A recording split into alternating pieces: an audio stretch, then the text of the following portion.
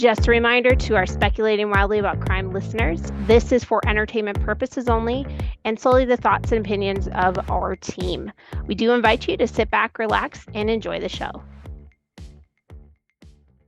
Hi, everyone, and thanks for joining us for another episode of Speculating Wildly About Crime. I'm Janelle, and I'm your host this evening. Tonight, we're discussing the mysterious and quite baffling case of Rey Rivera. To research this case, I listened to several podcasts and watched the Unsolved Mysteries episode from 2020. The prosecutors did a super deep dive that I highly recommend. Now, we all know I like a slow reveal, so I'm not going to tell you the ending right from the start like most people do. We're also going to do something a little different this time. Once we get through the case, I want your theories. Then I'm going to give you some additional information that I too just learned. Insert head exploding emoji. And then I want to see if it changes your theories. So we'll just do a little revisit. So from the outside, Rey Rivera seemed like his life was finally falling into place. Often described as larger than life, and at 6'5" and 260 pounds, this was a phrase that could apply in multiple circumstances. Growing up as the son in a military family, he was constantly moving and having to make new friends. Also, that meant that he and his two siblings, a brother and a sister, were super close. He was an incredible athlete. He had been playing water polo since high school. He was even on the 1996 Olympic team, but didn't actually participate due to a disagreement with a coach that happened just a few weeks before they would leave for Atlanta, Georgia.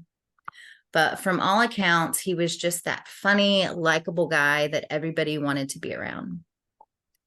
So to begin, we're going to back to 2004. Rey and his girlfriend, Allison, are living in California, where he is trying to fulfill his dream of being a screenwriter and or filmmaker, but he's having some difficulty breaking into the industry.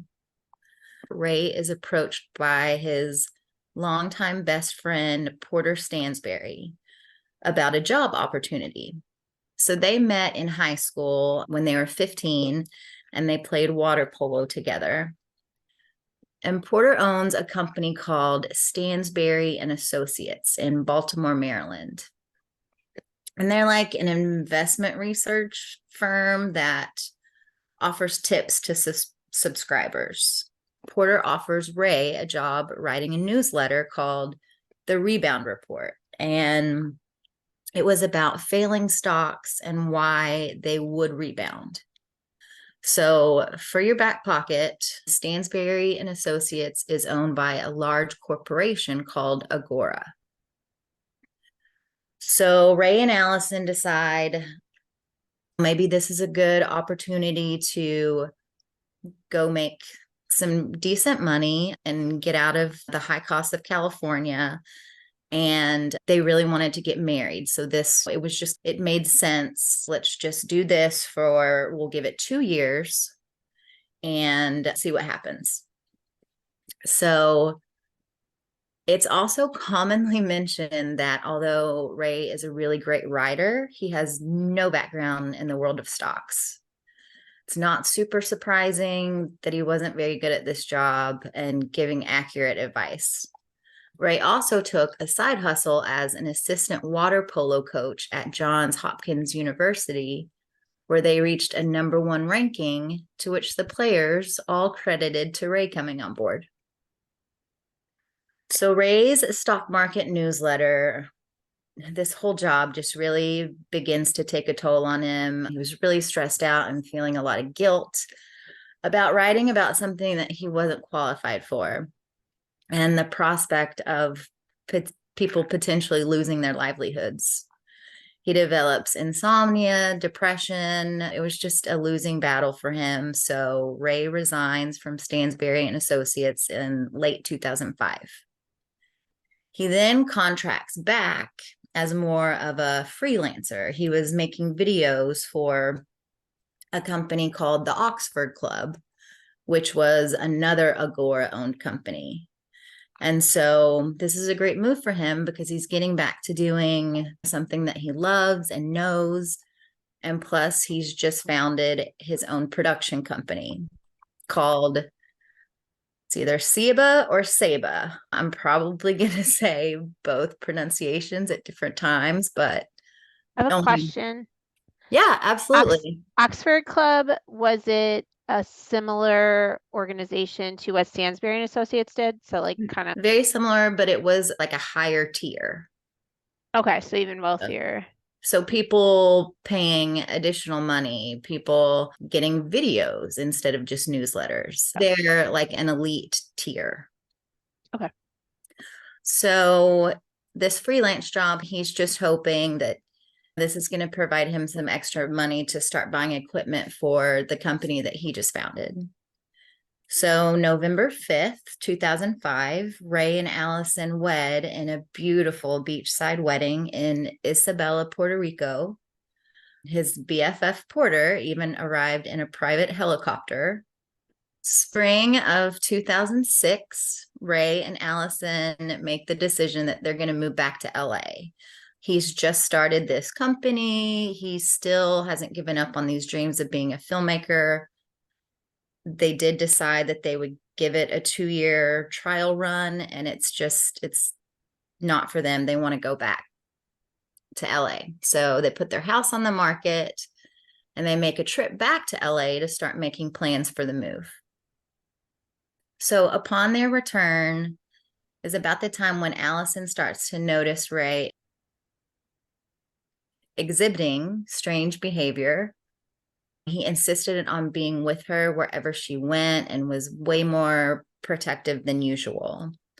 There was a story told on multiple podcasts I listened to where Allison had gone to the track to run laps and Ray wouldn't let her go alone. So he sees a man approaching the track and has like a total episode about this. So we're starting to see some definite paranoia, whether it was legitimate or not. And then I'm bringing this piece up because it could mean nothing, but it could also mean everything, which we'll get to later.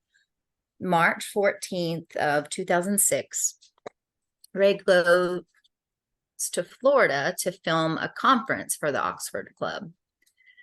And part of his freelance gig, he's going to film and edit all of the speakers so that DVDs can be shared with members who could not attend in person. And this was a pretty big deal for him since this was the job that was going to set him up for this new life, was going to fund the move, go into his new company, new projects, equipment, all of that stuff. So Ray actually fronted about $70,000 to produce this video sequence for the conference. But again, he's expecting a really high return on this investment. So that brings us to May 2006. And I want to break for a minute to list some reasons why things were really looking up for Ray. And this seemed like a really high point in his life. So he and Allison had only been married for about 6 months at this time, and they were very much still like in that newlywed situation. Again, he had just launched his own production company, Saber Productions, like his absolute dream job. He even had clients lined up already. He had been working on a screenplay with a friend and was pretty much done. It was called Midnight Polo. It was about a female water polo player trying to make the Olympic team, which he obviously knew a lot about. He had just finished writing a horror film called Virtuoso, which he planned to shop around when they got back to LA. Ray and Allison had just booked a vacation to New Mexico, which they were leaving in a few weeks. And then they had just listed their house. They were getting back to go home to LA. This was going to be like really put full force into pursuing this dream. And then lastly, Ray was super excited to get everything in his life in line so that he and Allison could start a family because he really wanted kids. So May 14th, 2006, At 1 a.m., the home alarm went off, and Rey leapt out of bed, grabbed a baseball bat, and was terrified so much that Allison said it really scared her. It was an over-the-top reaction. She said in the Unsolved Mysteries episode, the level of fear in his eyes scared her to death. The police responded and nothing was out of order. The next night, the exact same thing happened. Again, the police came out there. It looked like something had maybe messed with a window. They attributed it to a squirrel. May 16th, 2006. So Allison had to travel to Richmond for work. So Rey makes her breakfast. They kiss goodbye. Everything is totally normal. But this would be the last time that they would see each other. Her friend and colleague, Claudia, just happens to be staying at their home in Baltimore for a few days, and she will be very important in a bit. So at some point in the day, someone from Agora contacts Rey to inquire about the ETA on the video. He says it will be ready by Monday. He books an editing suite to use on Saturday, the 20th, to finish the video. Allison calls when she arrives at her hotel at 6 p.m. She continues to call intermittently and can't ever get a hold of him. So at 10 p.m., Allison calls Claudia and she tells him he's not here. He got a phone call around 6 and she heard him say, "Oh shit," and like basically just ran out of the house in a rush and drove off in Allison's SUV. One thing to note, that Rey's computer was still on with a website pulled up detailing what time sunset would be on this day. So the next morning, Allison wakes up to see that Rey never called back. She finds out from Claudia that he never came home that night. So knowing that this is super out of character for Rey, Allison cancels her work trip and immediately leaves Richmond to come home to solve this mystery, see what's going on. She's calling around. No one has spoken with him. The next day, May 17th, Allison reports Rey missing to the police and calls in family and friends to help search, check hospitals, etc.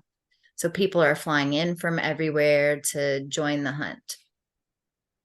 Porter Stansberry, Rey's bestie, he offers a $1,000 reward, which was later increased to $5,000. The police determined that he's not using his phone, bank account, credit cards. 6 days post disappearance, Allison's parents are out searching and actually find her SUV in a parking lot. Now, this lot is close to Rey's office, which he never went to anymore, and also the Belvedere Hotel.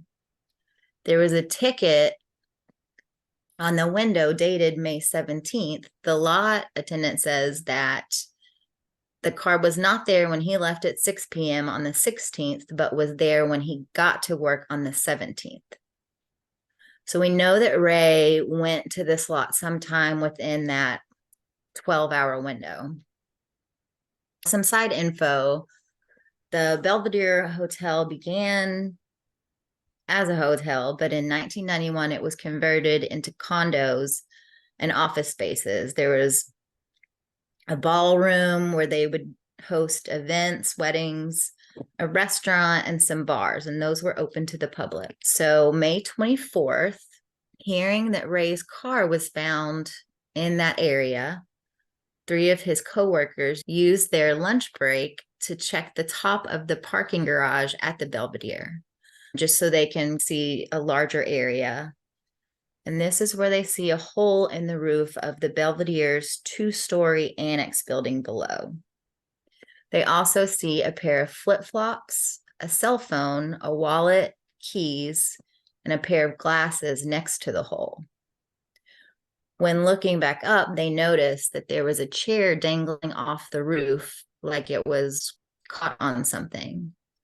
The police arrive, and in a vacant, unused conference room on the second floor, they find Rey's body. Lying face up, composition was pretty progressed at this point. It was believed that he jumped from the highest point of the roof, which was about 118 feet from the ground and about 100 feet above this annex.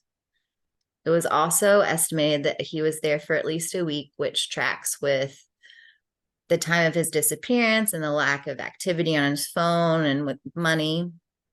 There were no drugs in his system. Small amount of alcohol was found, but it cannot be determined if that was from drinking or just natural decomp.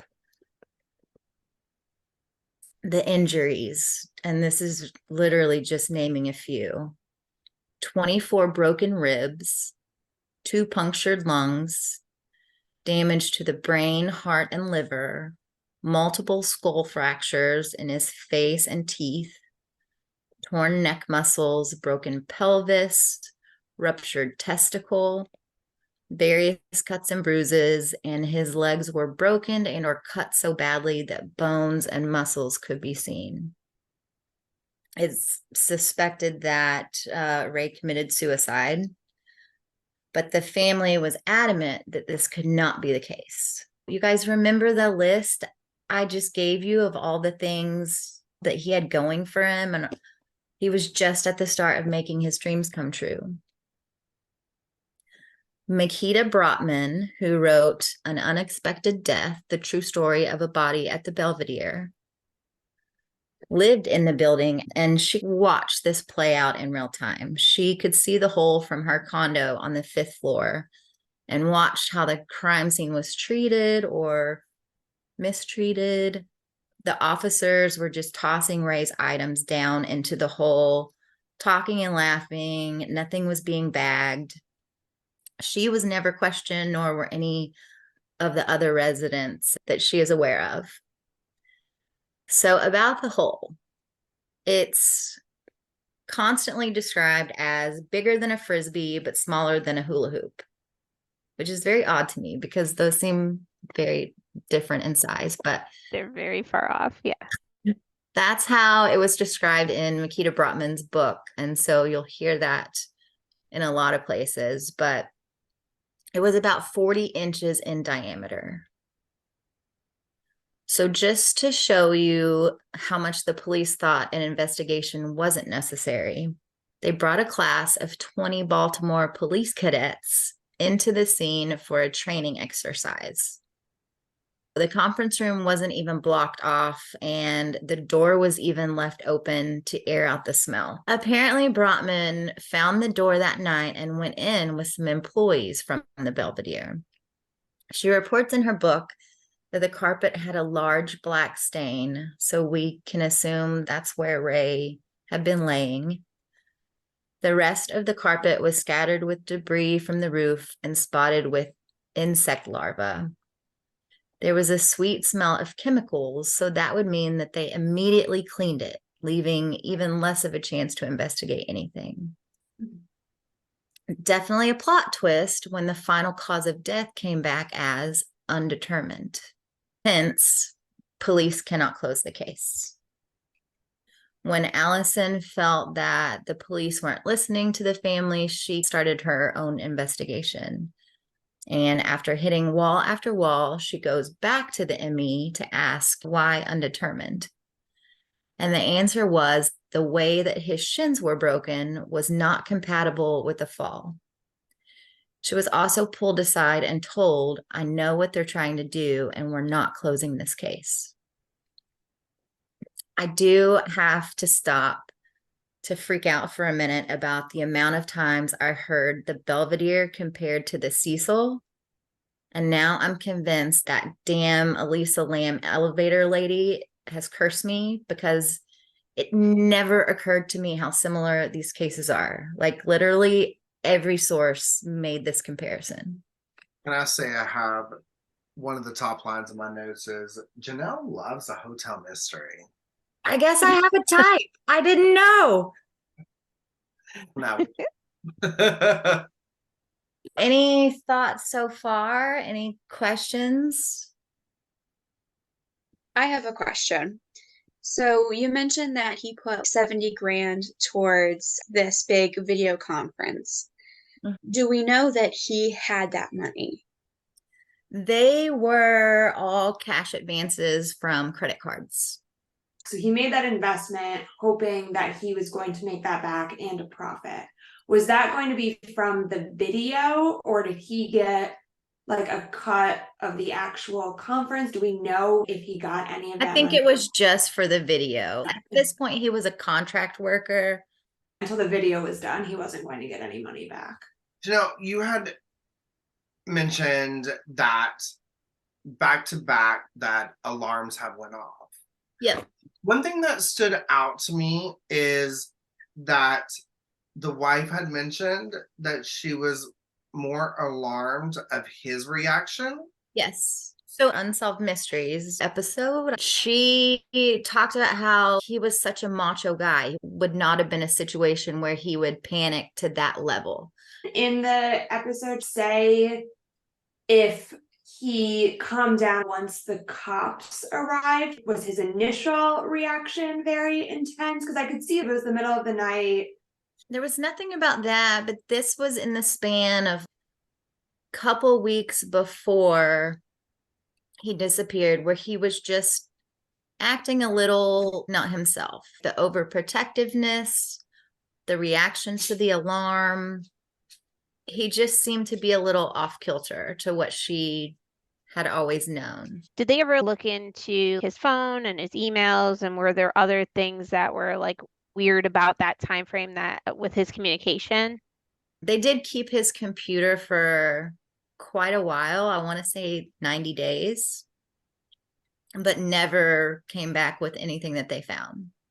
So a word that I keep hearing that I've picked up on is the word overprotective. Was he being overprotective over his own safety or Allison's safety? It seemed to be, from her perspective, just at her. He didn't want her going anywhere by herself. They had been together for like around 6 years at this point. So you just notice certain changes in behaviors, even if it's the smallest thing. Okay, some things to point out, like oddities. All of these are up for speculation. So the particulars of the Belvedere. So the highest point of the roof, about 118 feet. However, this wasn't just a straight jump. So the building was shaped like a U. So the top of the roof to this annex building where Rey was found, it was 40 feet out, so forward. So if he jumped from that rooftop, he would have to propel himself about 44 feet out to fall. That's far. That's really far. It's been calculated that he would need to be running at 11 miles per hour to build enough momentum to even get to this outcome, which is so unlikely. Again, the roof was only 40 feet at his best shot of reaching this speed. So it would be like an immediate sprint. He would have to go from 0 to 11 miles per hour quickly. He was wearing flip-flops. Oh, yeah, it's hard to run in flip-flops. So it is not impossible for somebody to run 11 miles an hour. An average human runs 7.25 miles an hour. So it's not out of the question that he could have done it, is what Google is telling me. Had he jumped from the parking garage where his coworkers saw the hole, he still would have had to propel himself pretty far, but it was only a 20-foot drop, which is probably not deadly and definitely wouldn't have caused the damage that Rey's body had. Another option was there was a ledge on the 11th floor, but he would have had to break into somebody's property to get to that ledge. And due to the age of the building, the windows hardly open or would only open halfway. And again, he was a big guy. Okay, I'm going to show you guys this picture. Up here is where it's believed that he jumped from. But see how far, this is the hole down here. Yeah. So this whole courtyard, he would basically have to bridge that entire gap. So you would have 40 feet to get to that 11 mile per hour situation. If you jump from the side, you would have even less ability Yeah. to get to that speed. And This that's is unobstructed because look at all the heating elements and all that stuff on the roof. So it's not like it's 40 feet of straight runway. and here's that ledge. I don't think that he would have been able to get on the ledge just based on being able to get outside of a window. Why do they place him at the back of the roof? Why do they not place him on one of the sides where the jump would have been easier? Because he would have still had to, it's probably less than 44 feet from here, but he wouldn't have had the space to get the speed up. Okay. So about this hole, I already mentioned it's about 40 inches in diameter. I keep saying this, but he was a big guy. And to me, this would indicate that he came through the roof pretty vertically with his feet first based on the damage to his legs. Here's the hole. And I know it's hard to tell in perspective, but if you think of 40 inches, that's about a yardstick. And I feel like there'd be blood because he would have, if he hit himself going into that hole like that, he would have hit his face, he would have hit something. There was blood on the walls of the conference room. Like nothing on the roof though, right? Like, I don't know about that. Again, like it wasn't investigated properly. Yeah. There were security cameras everywhere. The security cameras on the roof were, surprised, they were not connected.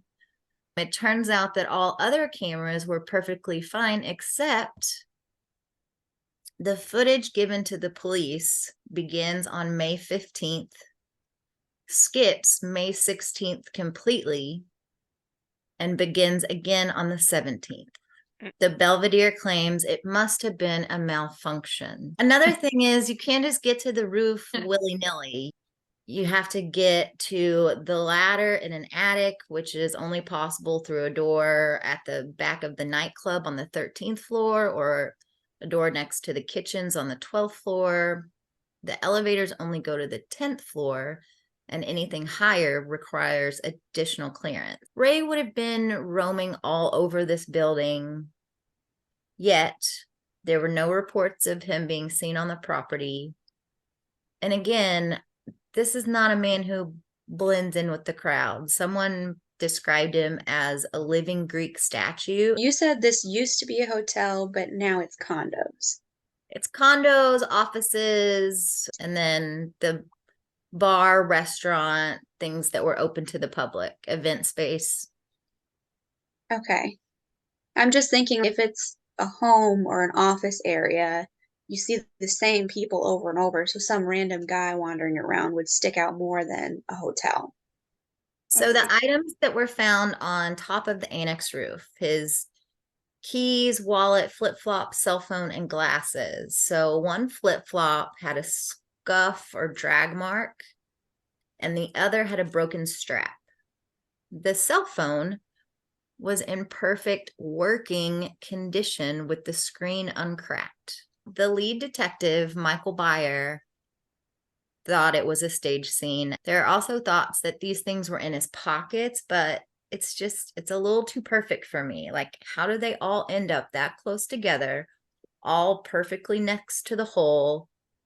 How did he keep his flip-flops on, especially if one of the straps was broken? and weren't his glasses like found on his head? They were on the second roof. And his glasses, how were they not broken? Allison later mentioned that she accidentally dropped the glasses on her bathroom floor tile and they broke. So one interesting thing found in Ray's pocket was a keepsake from Allison. She had given Rey a penny with a heart stamped out in the middle and told him to carry it if he ever needed to feel her close by. So according to Allison, this lived in a bowl on their bedroom dresser. And the day he went missing, Allison noticed it was gone, but later found in his pocket. Another oddity, Ray's biggest fear. Anyone want to guess? It's been said that he didn't even like being on a ladder. So this is a far stretch. So lead detective, Michael Byer, gets reassigned 3 weeks after Ray's death. He was the only detective looking at options other than suicide and wanted it to be investigated as a homicide. When Allison started doing her own kind of side investigation, he warned her to watch her back. Remember the phone call that made Rey rush out, the oh shit call? It was traced back to the Agora switchboard, but there was no way to tell whose extension it came from. Now, depending on the source, BFF Porter Stansberry was either super helpful with offering the reward or not at all. First of all, if any of you ever turn into millionaires and I go missing, please spare more than $1,000 for the reward. You got it, Janelle. I got you. 1,500 where's the So as soon as Rey was found, Porter hired an attorney and institutes a gag order for the whole company so that no one could work with the police to determine the source or substance from the phone call. Also, he begins to distance himself from Allison and Rey's family. Detective Byer claims that Porter was uncooperative in the investigation. After the Unsolved Mysteries episode came out, he stated to the Baltimore Sun that he never commented because there was nothing to say and Rey killed himself. That's not how you talk about your best friend of more than half of your life. I will state that the phone call Rey received couldn't have come from Stansberry and Associates because all the employees were out of town on a company retreat. Seems like alibi. A little bit of background on this company, Stansberry and Associates. May of 2002, an offer was made to subscribers. Essentially, you can get insider information regarding a Russian company about to strike a big deal for the low price of $1,000. 2003, the SEC files a complaint regarding this whole situation and how it was completely false. They were ordered to pay $1.5 million for defrauding investors. And this is one of the reasons why Porter wanted Rey to come in to help clean up their image. But I'm sorry, why would you bring in somebody who knows nothing about the investment world to be your fixer? There's a lot of shadiness. And I think Agora is currently, today, being sued by the FTC due to claims of having a type 2 diabetes cure and making profit on this incorrect information. What if he just brought him in because that was his friend?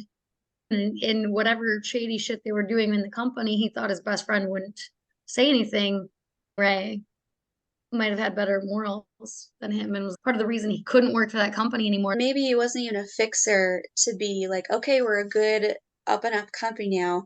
But if Rey's a writer, maybe all that they needed was enough fluff pieces. Who cares if he's giving out good information as long as it sounds good? That's all that matters. Yeah, I guess I naively thought somebody was writing for him and he was just like the face. So he was doing it all. Yeah. Don't love And that's that. why when you're in a position where you're like, this is not the role for me. I'm not good for the company's not really being good to me by putting me here. That's why it was such a struggle for him. And he did the turnaround and he was like, I'm getting out of it. That's why I keep saying his world was about to be his dream world. And I also could see it being like, how many times did you get a job description when you're interviewing for a position? Yes. And then once you get hired, it's, oh, but also we're going to need you to do X, Y, and Z as well. When Makita Brotman was writing her book, she says that Allison was very hesitant to discuss sensitive topics via phone or email. In an in-person interview, Allison details how she took a memoir writing class in hopes of sharing her and Rey's story and the mystery surrounding his death. After explaining the premise of her book, she was asked to stay after class.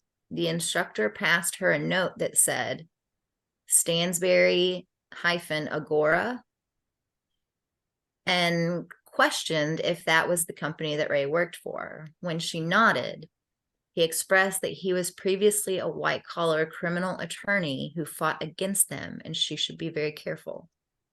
There was also a man named Tom Hickling. He was a former employee of Agora and a really good friend of Rey's. He died in a car wreck just a few months prior to Rey's disappearance, and the circumstances were super suspicious, and it never sat right with Rey. When searching the house, Allison and Rey's brother Angel find something taped to the back of Rey's computer. It was folded into a tiny 2 by 2 inch piece of paper inside a plastic bag with a blank check from Saba Productions, which is Rey's new production company. It's a very strange note. It's typed in the tiniest of font that seems like maybe a coded message with no real sense. It's just very rambly. A lot of people use the term stream of consciousness. I'm going to read some of this note. There are a lot of parts that aren't legible, so I'm going to skip around with what we actually can decipher. So it begins, brothers and sisters, right now around the world, volcanoes are erupting. What an awesome sight. Whom virtue unites, death will not separate. That was a well-played game. Congratulations to all who participated. But it was time to wake up, so here I am. I'd like to welcome those who accepted our invitations for membership during the game. We couldn't have done it without you. I took on the endeavor to find the truth, but not for its own sake. In accepting this quest for the truth, I hope to make myself, with the help of others, into a man worthy and ready to receive it. Members of the council, please note that I will lend careful concentration to the traditional responsibilities. In light of those proceedings, I will satisfy the standard request of this council within the appropriate time. Before I continue with my instructions for the council and take in the prize for my service, I'd like to allow Porter Stansberry to choose his prize. Now that the game is finished, I expect the council to recompensate those who have given. Along with myself, these players should be made 5 years younger by the council. And then we have this huge list of names. It's people that Rey knows and also family members. And then it says Porter Stansberry with, in parentheses, he didn't do it himself.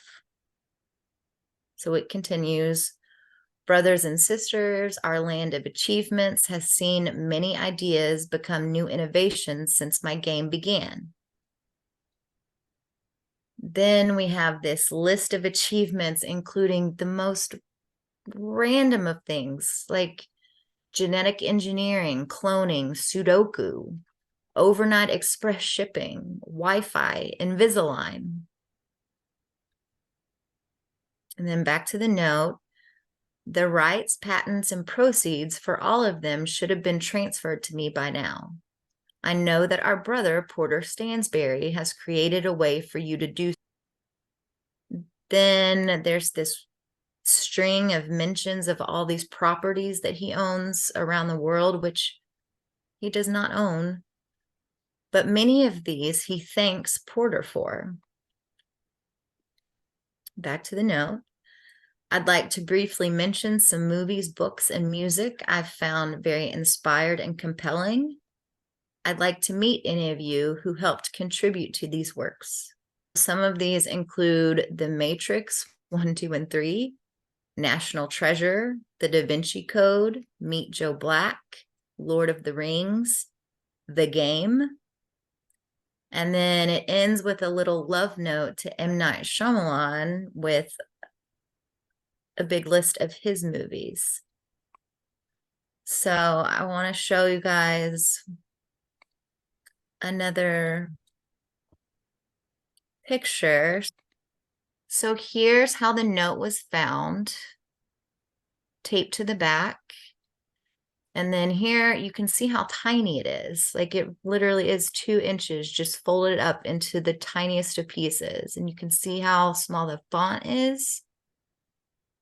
Then here is the letter or the note unfolded.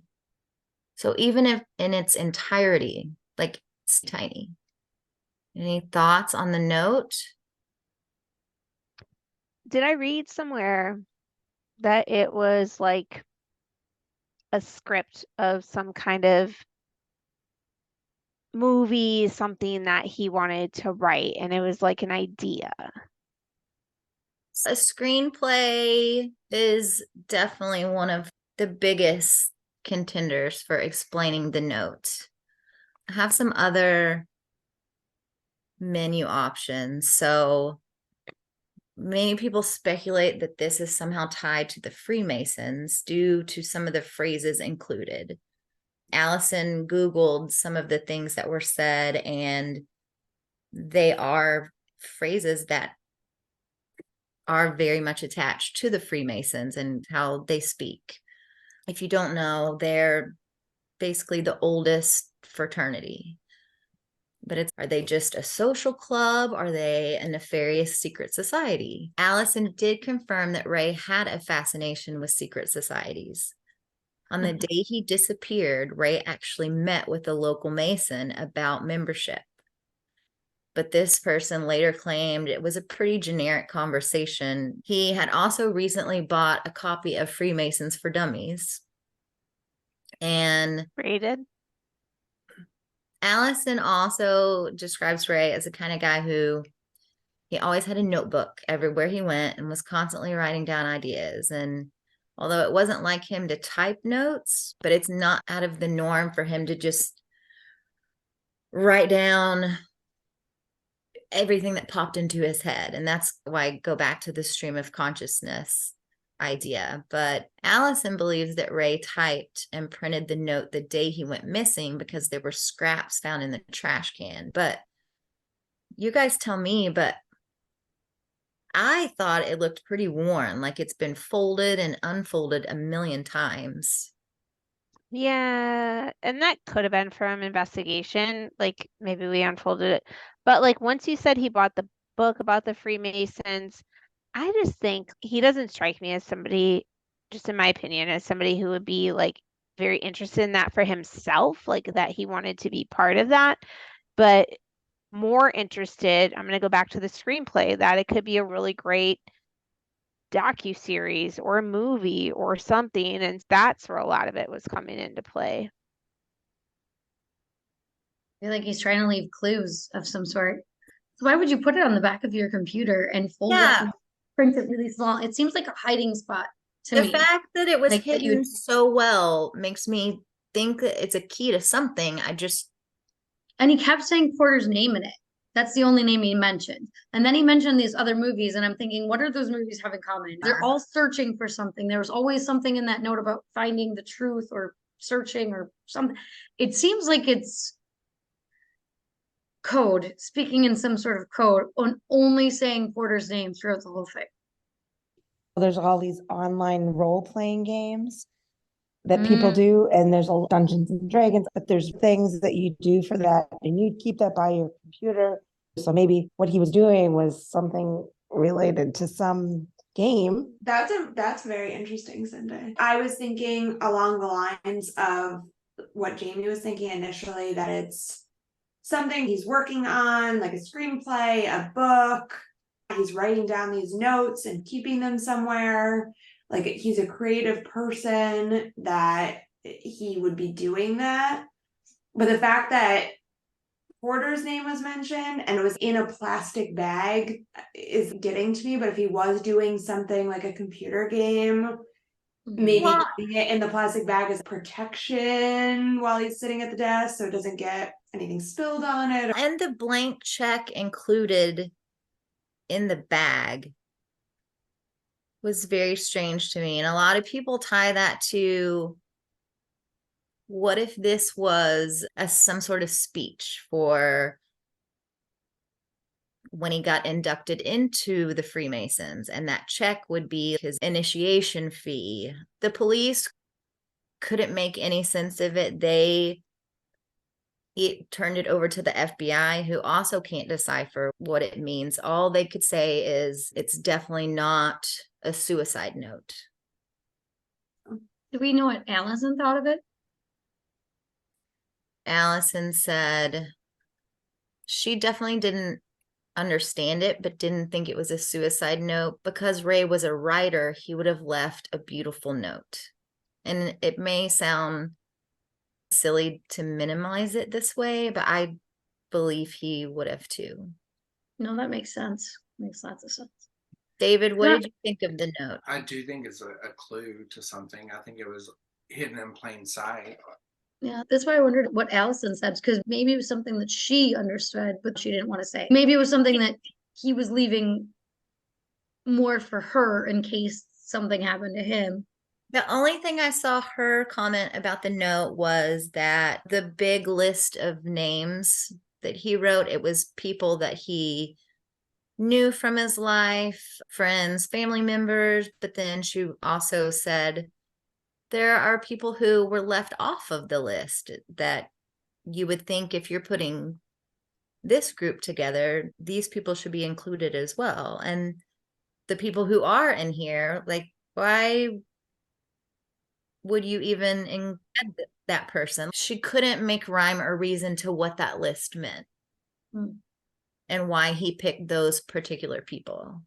So due to Rey's death, the video he was working on was never finished and therefore never paid for. So Allison had to pay back the $70,000 that was borrowed on credit cards.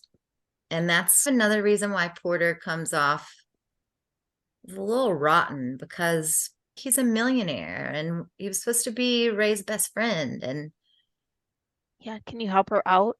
He could have given her that money, because that's nothing to him.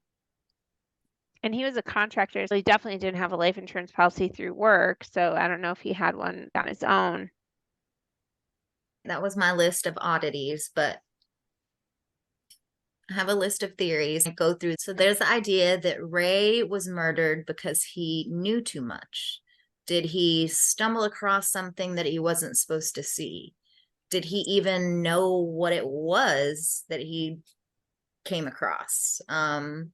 Agora is always talked about as this like shadow corporation with ties to very powerful people.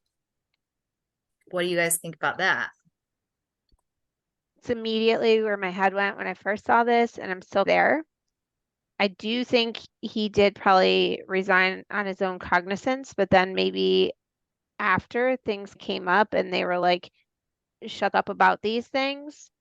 And I personally 100% believe that somebody was in his head. And that's why I wish they would have looked into his cell phone. I feel like he was getting messages from somewhere where he was so on edge and had so much anxiety and was afraid that something was going to happen to him, or probably more so Allison.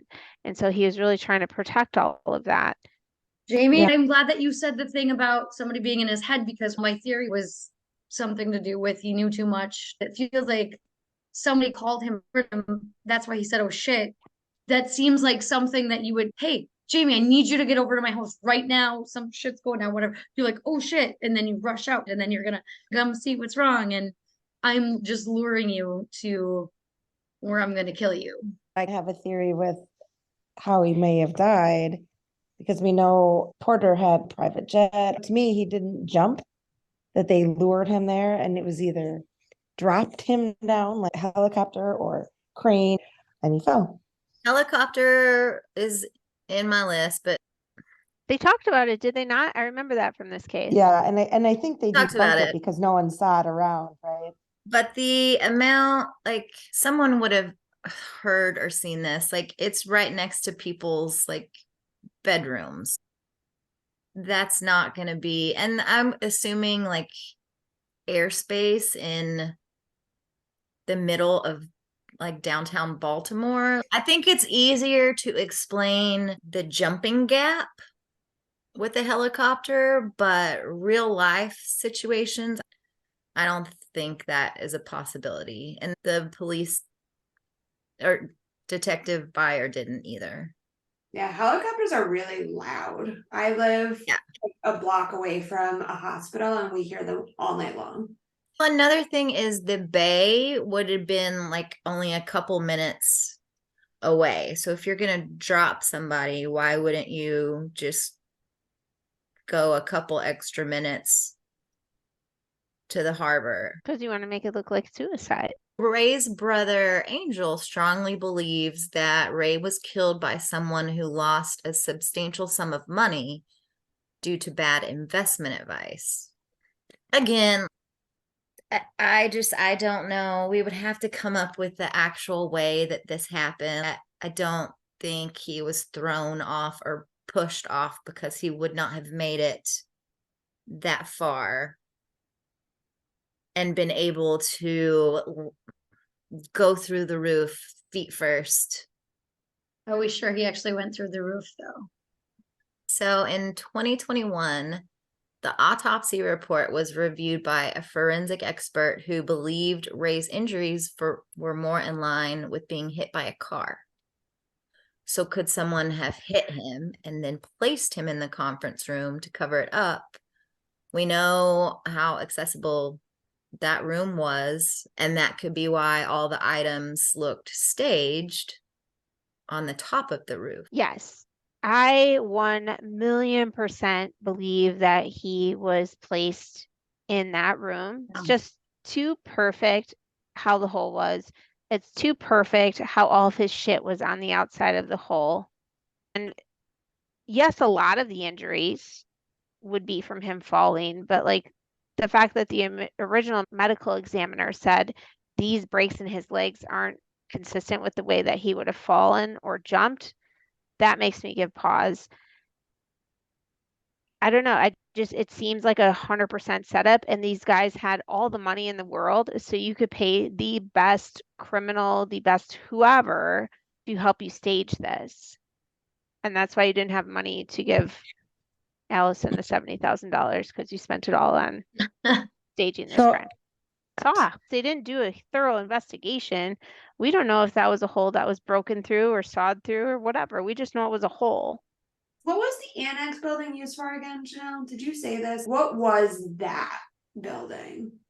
It at one time had been a pool, but it had been cemented over. It had been I think after the pool, it was like a racquetball court where he actually was just like an old abandoned conference room.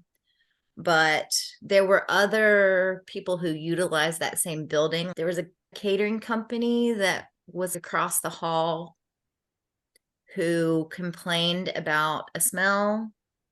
All I can think about right now is that flip-flop that was broken. That would make so much sense if you're standing in flip-flops and somebody hits your car. Mm-hmm. Like how your flip-flop would break versus falling or jumping off of something and then breaking your flip-flop.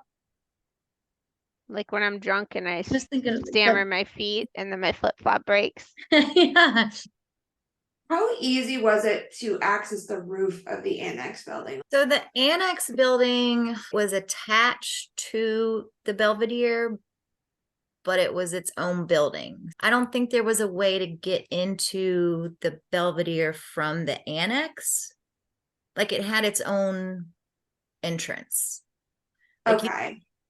That makes sense. Because I'm wondering if this was where somebody placed, going along the theory that somebody placed Ray's body in the annex building, the flip-flops and his phone were found on the roof. Everything was being placed in a location, but then somebody would have to get to the roof to be able to do that. so you could easily do that with a ladder. But somebody Okay. would see that, no? Yeah, but if you live there, wouldn't you just think, oh, it's building maintenance? They're doing something to check the roof for leaks. Another theory is that it was, in fact, a Freemason initiation that got out of hand. Like maybe they were tormenting him or threatening him leading up to it, almost like a hazing situation. That would explain why maybe he was more overprotective or paranoid. Maybe they were making him face his fear of heights. And then also Freemasons are supposed to be highly connected with the erased footage, the reassignment of Detective Buyer.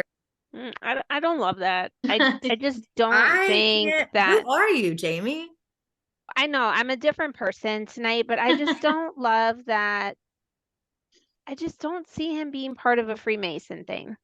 So there's also the thought that, and I don't know if you guys have seen the movie The Game. It was included in his list in the note. But there is the thought that he felt like he was trapped in something like this movie.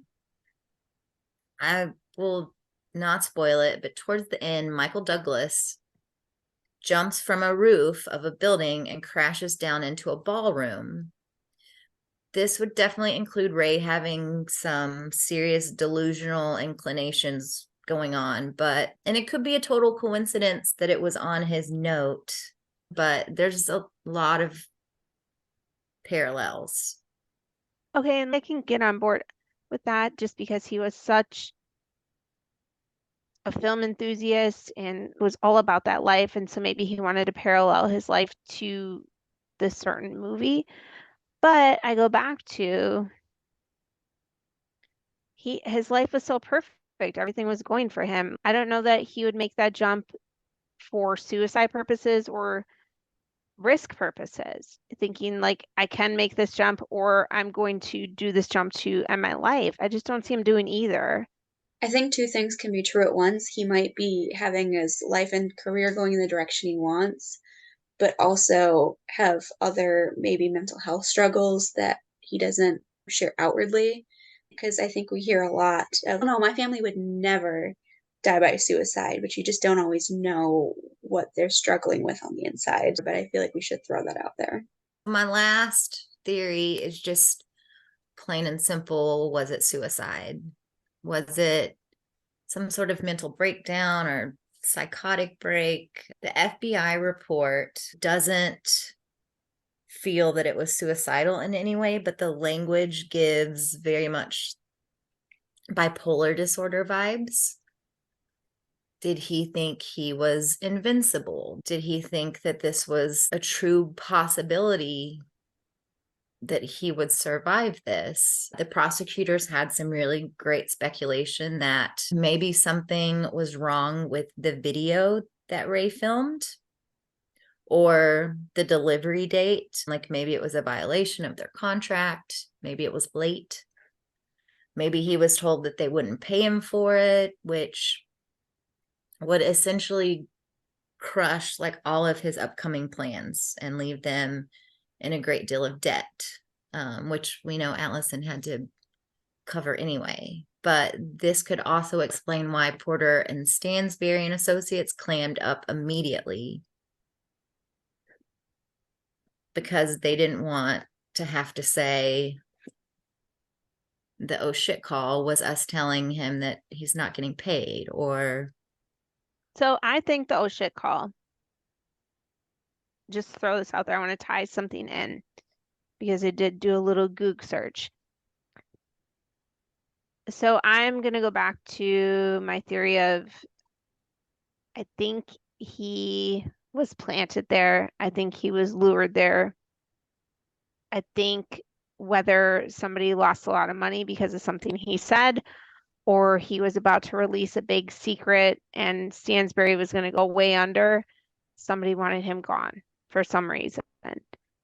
And I think the oh shit call came from he was on his high ground. I just made this video, and I think maybe in my theory, he was in the process of making another video because if you remember, the last thing on his computer was when does the sun set? And the oh shit call came in at 6 p.m. I Googled it and the sun set that day at 8:13 p.m. So maybe the oh shit call was, hey dude, we only got 2 more hours before the sun sets. Where the fuck are you? Come and shoot this shot. And he said, oh shit, you're right. Okay, here I come. And the whole video that he was shooting was fake. It was just them luring him to a certain place so they could kill him and then into plant his body, cut the hole in the ceiling, a whole 9 yards. That's your speculation. You're hitting submit. I'm hitting submit. All right, Missy, what about you? I was gonna say, you know what, Jamie? Oh shit. That was a pretty Still that was corruption. There's still corruption. I'm on Jamie's island tonight. I don't know about the whole shit call being the film thing. I never would have thought of that though. I do think that the oh shit thing was something that definitely was a lure of some sort. I am highly speculating, but I do think that he found something, stumbled upon something, knew something. Somebody was trying to get rid of him. Do you also think that he did not jump? I don't think he jumped. I don't think he jumped. It just doesn't make sense. David? I don't know. I'm stuck on this one. I would like to know more about the hole. Was it something that was there before? Is it something that was actually thrown through it? How much weight and force would have to happen to cause that hole? I don't think that it was suicide. I think that it was murder. Carolina? I'm struggling with this one because there's so much, and I feel as you told the story, I got pulled in a million different directions. I'm struggling with a lot of pieces of it. His injuries, I just think it's so hard for me to believe that all of those came from him falling. Obviously, I'm not an expert in this, but there were people that looked at his body that said this would be atypical of an act, like a jump, like it was more aligned with a car hitting him. I just feel like that makes me really struggle just from a physical evidence standpoint that it was he died by suicide by jumping. I feel like with that information, I feel like I have to go and lean towards murder, that somebody did this to him. And I feel like Jamie's theory was very interesting about getting a call and, oh shit, gotta go do this now.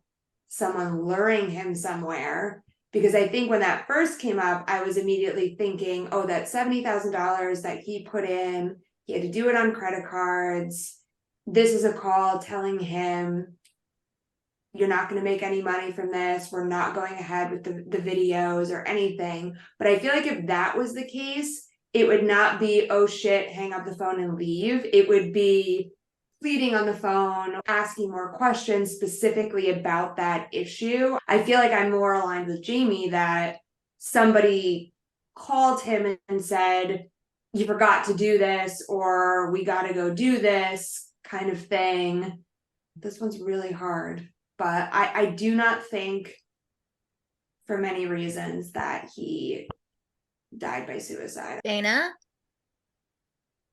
This case for me has been one that ever since I heard about it for the first time years ago, has always been one that I just couldn't put together. Where I get really stuck, how did he end up in the hotel room? I think really influences a lot of the preceding information for me. At this very moment, which could change in 10 minutes, I feel like I think a lot of things were happening all at once in his life. I don't think personally he died by suicide. The getting hit by a car theory, I think, makes a lot of sense for me at this moment. However, I think you also have to have somebody that works at that hotel or has some sort of other connection to the Belvedere. I think there had to be some sort of forethought of, we know there's an abandoned conference room. We know that there's this roof looking down on here. And it wasn't just some sort of, oh no, I don't know what to do. We hit this guy with a car. Now what? And to your point, Janelle, that you said the bay was how far away? So even by car, you could have taken him to the bay that way rather than putting him in a hotel. Is it possible that maybe Porter's a shady businessman? Sure. Does that maybe have anything to do with his death? Maybe not. So I'm not going to speculate a ton because I got an ace up my sleeve and I am very biased at this point. But my only thing is I know that he wasn't pushed or thrown off of that roof because there's no way he could have made that gap being pretty much vertical to enter into that annex roof. That's all I'm willing to say. Like, I 100% stand by. Okay. Okay, so you guys, very weird thing. Both the Crime Junkie episode and the prosecutors had post-release edits to their episodes because a spokesperson from Stansberry Research, which is their new name, reached out. They even shared the FBI police reports and autopsy report with the prosecutors, which they posted on their website. I have to shout them out, like, tremendous coverage. And the last 30 minutes of the third episode, I maybe sat just in silence, just staring into space for multiple minutes. So I'm going to credit them for all of this info because this was something that I had never heard before. So one thing that came out was from the police report. It states, and I quote, "It was also determined that the roof was accessible and the victim had frequented the hotel on several occasions in the past." So also included with the documents that they sent to the prosecutors, there was a fact sheet. Essentially, a PR team put together all the points from these documents, and it definitely serves as a CYA for them. And I won't go through them all, but I will share the link in our show notes so you guys can all see them. But here are the highlights. There's clear evidence that Rey Rivera suffered a psychotic break. And then they tie this to the FBI report where it mentions bipolar disorder. Police didn't know what to do with the note, and so they shared it with the FBI. The FBI came back and said, we don't see any signs of suicidal thoughts, but the language is written in a very bipolar disorder kind of way. Rey's injuries were consistent with a fall from a height. Obviously, that is deduced from the autopsy report.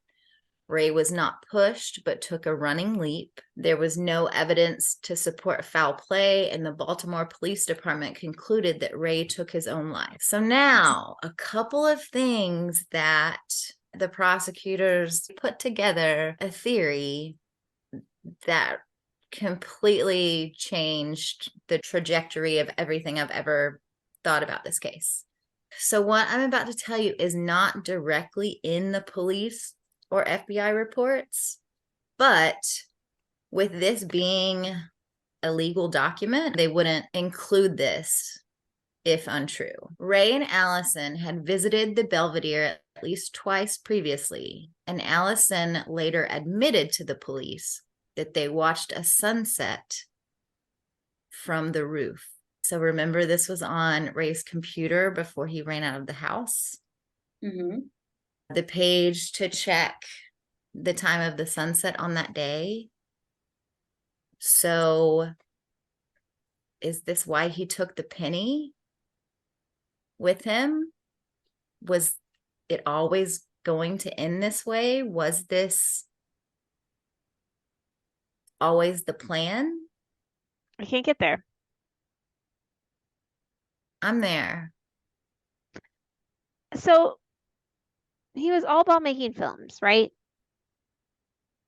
And I have not been there. I've not been on the rooftop of this hotel, but I feel like it would give you great views, and maybe you have great lighting and it's a great sunset. And so maybe he was doing filming research. Sure, they watched a sunset up there because it's romantic. He was up there several times because he did filming in that place. I don't know. I feel like there's an explanation for that. I don't know who it was that came forward and said all of his injuries met the requirements of him falling. But the original medical examiner said that the way his legs were broke didn't. So now we're contradicting that. The way that it was the shins. And wasn't there one medical examiner or detective or something that said his injuries were consistent with a car hit? Are those injuries similar to falling through a building? May I add to that is I've heard of people jumping from a cliff into a body of water, and they say that the impact of the body of water is the same kind of impact to being hit by a car. Nobody talked about this, and I feel like this plays into it. Something's fucked because I didn't say that enough this episode. With the footage in the hotel completely skips the 16th. The fuck out of here. No, it didn't. Yeah, that's wild to me. No, it didn't. I know that I'll get in trouble for this too, but I don't think that he left the note on the back of the computer. I think it was planted there. I think that the penny was taken and planted. I think that he, whether it was bipolar disorder or like late in life schizophrenia, I think something had happened to him. And I think maybe after the fact, family started to put things together. Like Allison did come out and say it was weird that his behavior changed. Because when you're in the moment, like maybe those things aren't as impactful, but then after something traumatic, when you're like reliving every one of those last days, every second of your life, and then you can piece things together. And like she said herself, he was a macho guy. He wasn't scared of anything. So if his brain wasn't functioning the way that it normally did, maybe he wouldn't say anything. Maybe he wouldn't speak up. When you piece it all together with the place where they spent this incredibly romantic moment or time, plus the penny that he never, ever took with him, but he took it that day. So Claudia, she even mentioned that when Rey ran out, he got in the car and then ran back in for 2 seconds and then sprinted back out. What if he ran back in to get the penny? The penny was always in that dish, right? Mm-hmm. What if she always saw it in that dish, but every time she left, he took it with him? Maybe. Also, we talked about the footage. You have all of the footage except for the fucking 16th? Get out of here. No. My original theory was Stansbury. Can we see how many times he went to the hotel? How many ties he had to the hotel, please? Because I feel like maybe he was like, listen, you need to get rid of all of your footage from the 16th because police are going to come looking for this. And then he gag ordered his whole organization. I just don't have a good feeling about that guy. I don't know if anybody does have a great feeling about him, but I don't think he had anything to do with this. He was out of town. Okay, but OJ didn't do it either, but he could have hired somebody. He was with his whole company, not in town. That seems like an alibi, How though. big was that company? They tracked that call from the Agora switchboard.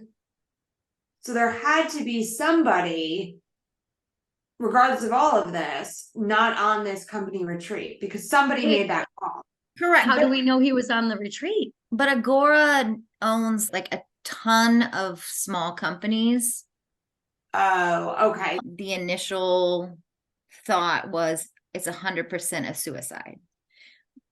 They didn't fingerprint anything. They didn't take evidence to test. They let 20 cadets trample through the crime scene. They left the door open so it wouldn't smell as bad. Where That all just seemed disrespectful. so Even if it was a suicide, that's just still really disrespectful. well, and that's the thing. Like when Makita Brotman wrote in her book that they were like, she could see them from her condo and how they were just like, one guy was on the roof and just like throwing Ray's shit down into the hole. Yeah. There was something about he accidentally hit the guy that was down below with something, and then they were laughing about it. But could you imagine if you were one of Ray's family members or Allison and you just saw that treatment of So ridiculous. And they brought the whole damn academy through there, and nobody thought it was weird. And nobody thought it was weird that the videos were missing for just that day. If we're going with he was deciding to die by suicide, he wanted to do it at the sunset where him and his wife, is that what the thought? Like, no, it's almost to me like that was his goodbye letter. Did it say how long his body had decomposed for? 8 days. So they didn't give it actual time of death. But I think based on the level of decomposition and the fact that there was no cell phone data, money used, like it tracks with he ran out of his house at 6 on the 16th. The lot attendant said the car wasn't there when he left, but it was there when he got to work on the 17th. So we'll just be generous and say maybe like 7 p.m. to 7 a.m. Okay, because I'm going back to my sunset time from Google was at 8:13 that night. That could track. I think that Ray knew that something was wrong with the video. Maybe he already knew, and that's why it was so close to the deadline where he did not have it done. I think he already knew there was an issue and he wasn't going to be able to deliver. And so maybe he had this, what I hate to call it a plan, but a plan. And that's why it was so strange for a couple weeks. And he's just sitting there thinking, shit, we just put our house on the market. We're supposed to move. I just spent all this money and I'm not going to get it back. I think maybe every day he just had it pulled up on a tab on his computer. What time is the sunset? And when he got that call. But how do you explain the alarms going off? Like, how does that fit into that theory? That piece, I am not unsold. I'm going to say I'm like 17% on the some sort of secret society initiation hazing thing where it got really intense. And so they were coming to his house and that's why the alarms went off? And that's why he was really protective of Allison. He was very paranoid. That's a very interesting theory. It sounded like he was very overprotective, very worried leading up to all of this. And then Allison was going to go on that work trip. And it sounded like everything was back to normal that day. He woke up, he made her breakfast, he did all of this. And I think my head was saying if he felt like there was a threat, he felt as though it was a local threat that he Correct. could control. And if Right. she was going to be out of town, then, you know, she'd be safe. But when I was thinking about if it was Porter or the company that he was worried about, he knows their reach. They could reach her wherever she was. So I feel like that makes more sense. Maybe he went up to the roof. Maybe he wasn't intending to die by suicide, but maybe he's thinking of his favorite Matrix movie or the game movie and is, yeah, I can do that. I am the one, or I'm invincible, or whatever it could be, because you can't tell them you're being delusional. Stop. Because they don't feel that way. But could this also be maybe in some world, the company or Porter or somebody, or maybe the people he was making the video for, sent private investigators to his house, and those were the people that he saw at the park, or they were going to the windows and looking in.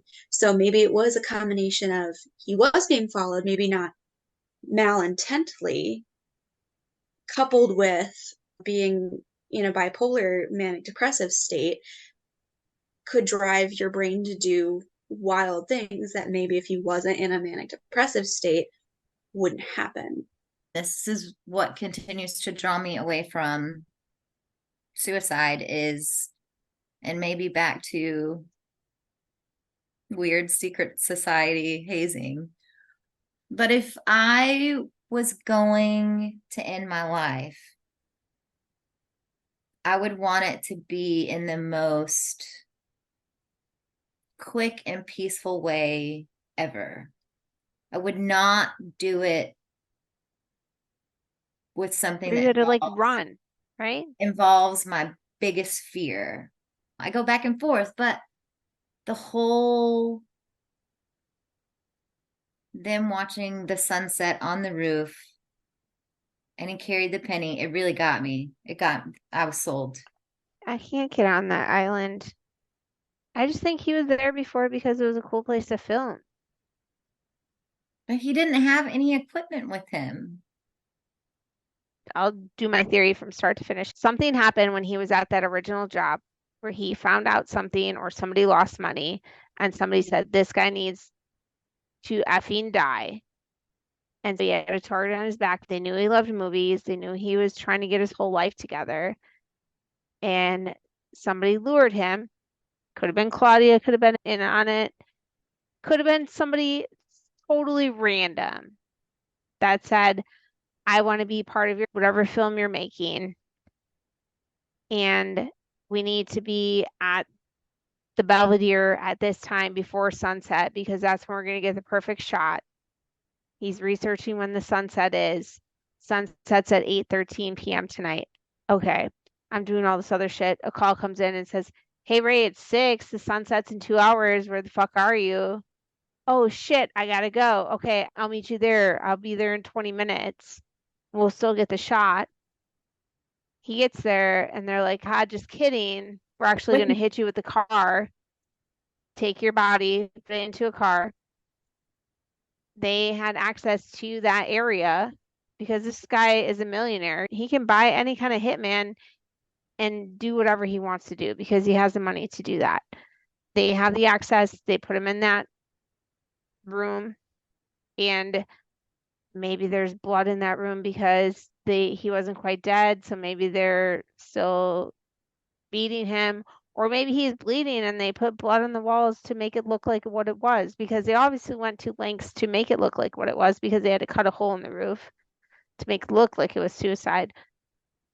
But again, I just can't get past his glasses were intact, his phone was intact. So he, in my opinion, had to have been planted there. There's no way he jumped. There's no way he died by suicide and had all that shit intact. And had one flip-flop broken, one flip-flop not, and his flip-flops on the top of the roof. We've never talked about anything on his cell phone. Who was he texting that day? What were his messages before? What was messages?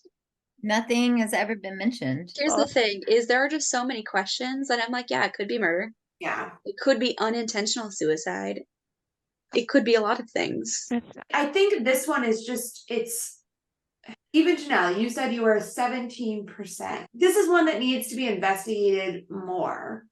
Like the phone, I'm with you on the phone, Jamie. Like, look at that. Like, even because there's so many questions with this one, even if it's just we have at least one investigator that wants to look at this as not being a suicide, do that, and at least that would give the family closure if there's something on his phone that could point it to this was a plan for him to die by suicide. Anything on there, just to cover Even if it all of the bases on it, because it's just Yeah. it's a weird set of circumstances. It's not like a building that is 60 stories high and someone just jumped off and they're on the sidewalk. He had to jump 40 feet and run 11 miles per hour. I don't know. It's just, there's too many questions for it to just be one way or the other, I think. So Dana, on your boat there of there's too many questions. Thank you. I started with murder, and then I ended my journey with undecided, or to quote the ME, undetermined. I don't know. Okay, so I want you and maybe Dana, because you have both said like it could go either way. Can one of you explain to me how a cell phone and glasses are intact No. falling that far? But then it's like I had to explain everything else. It's why I'm undecided. I don't know. Yeah, that's a good point, Dana. I think you've been making that throughout of just, you can try to explain the one point, but it's connected to every other point. So you can't explain one thing away without having an explanation for everything else. Yeah, I don't know. That's why I say I think it's got to be a lot of things. He's waiting until the last second for this deadline of this video. Is that connected? I don't know. He's got this weird note that's got movies and loved ones, but not all loved ones, and weird poetic things taped in a baggie in the back of his computer. Is that related? I don't know. Could be. He's into Masonic things. Is that just something that he's interested? I think all of us here are interested in some weird quirk that if somebody saw would be like, oh, you're definitely a criminal of some sort or weird or something like that. If we're going to focus on just this one thing, we have to explain all the things. So, and the deal is, I feel like if we knew what the oh shit call was about, like that would be a game changer. So a question about that oh shit call. I'm gonna go back to Claudia being sketchy.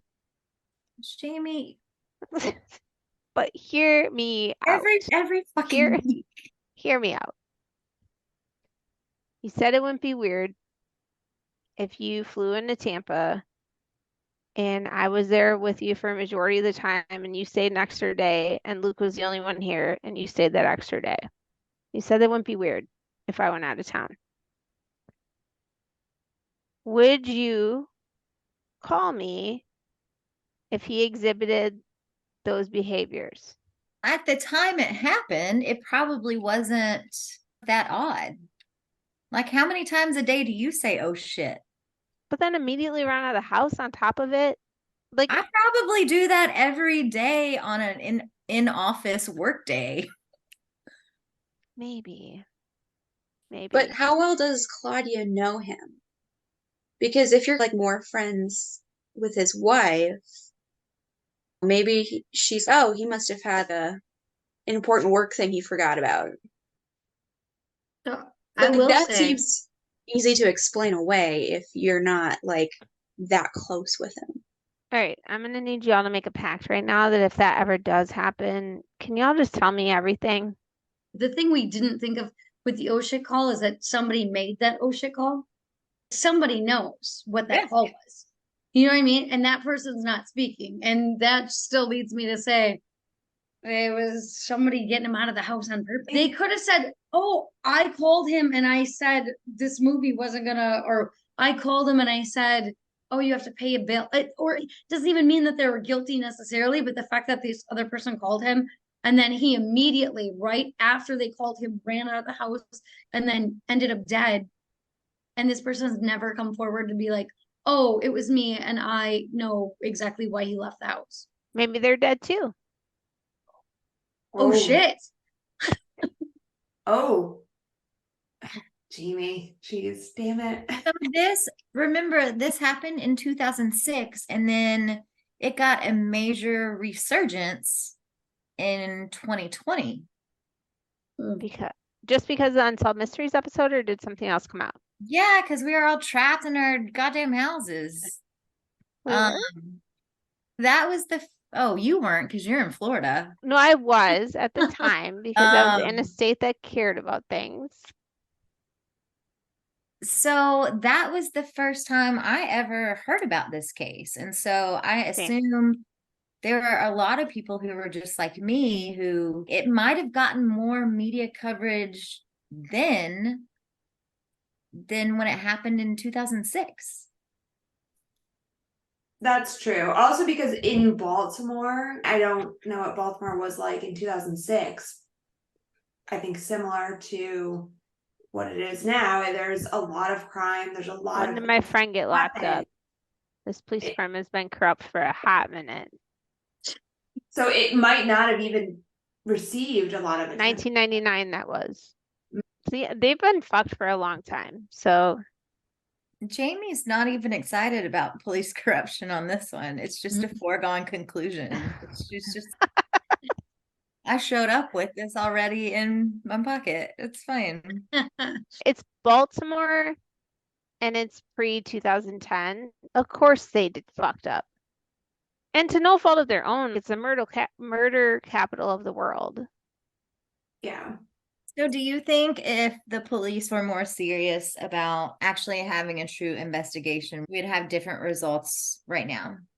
Yep. Yeah, I think so too. Probably. I think it's very possible. I think we would have had more than we'll ever get now because too much time has passed. That we could at least have things, even if it didn't get solved, then we'd have things to work with now.